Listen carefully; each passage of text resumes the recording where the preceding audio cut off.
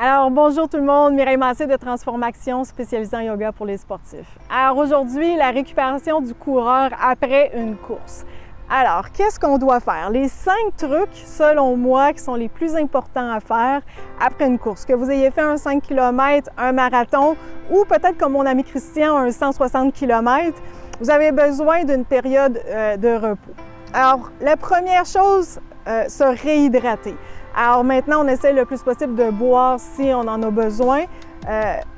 Souvent, les gens ont même une perte de poids reliée à l'activité physique selon le niveau de degré qu'ils peuvent faire, le niveau de sudation. Alors, retrouver un équilibre en buvant de l'eau, des jus, peu importe. L'alcool va déshydrater, alors vous pourriez fêter votre course avec une bière, mais peut-être pas une 24, hein, on se comprend. Donc, boire de l'eau.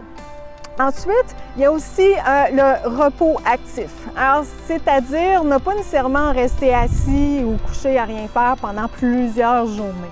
Alors, assurez-vous de rester mobile, d'aller marcher.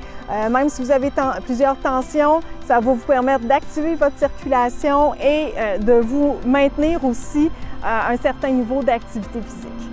Ensuite, de faire des exercices de souplesse de 5 à 10 minutes par jour. Vous avez plusieurs de mes capsules qui sont accessibles sur ma chaîne YouTube à ce sujet, donc de récupération de matin ou de soir. Assurez-vous de venir faire des exercices pour travailler votre souplesse. Beaucoup de tensions s'accumulent pendant la course. Alors, intéressant de venir travailler ça, surtout après l'entraînement. Autre chose, je suis rendue à 3e point, le repos, dormir. Alors, c'est souvent très négligé par les gens. C'est vraiment important de dormir. C'est vraiment la façon dans laquelle le corps va venir récupérer. Alors, dormir, c'est primordial. Alors, assurez-vous d'avoir des heures de sommeil qui vont être suffisantes pour vous. Alors, récapitulation, on boit de l'eau, on fait un repos actif, on va venir faire des exercices de souplesse. 4, dormir. J'ai dit 3 tantôt, mais on est rendu à 4. Alors 4, dormir, le sommeil.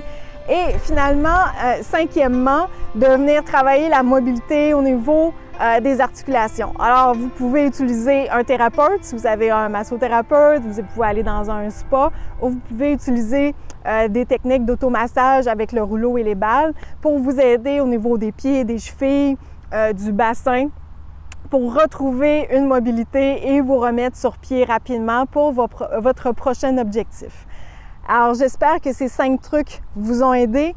Si vous avez des questions ou si vous avez des trucs à vous qui vous ont aidé par le passé, vous pourriez laisser vos commentaires ici sous la vidéo pour peut-être aussi aider les autres dans leur cheminement et les aider à avoir une meilleure récupération.